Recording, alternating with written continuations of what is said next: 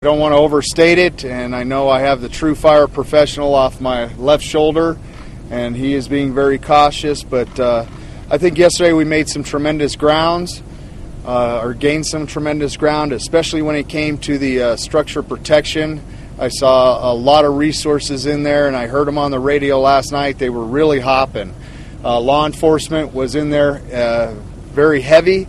A lot of traffic, and they were directing the firefighters to where they were witnessing flare-ups or hot spots and keeping any damage to a minimum. So I thought last night was a success. It, to me, was kind of that turning point we've been looking for, so I'm pretty encouraged by it, but I don't want to put a lot of pressure on our firefighters. I know that circumstances can change, and we're going to expect a little bit of wind today, but you notice we have some cloud cover. That's to our favor, and the winds are calm throughout the night for the most part.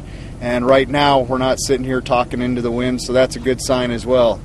I guess more on a lighthearted note, those of you that have not washed your cars yet, please wash them and park them outside, and that will ensure some moisture, and we're hopeful that we see some of that today.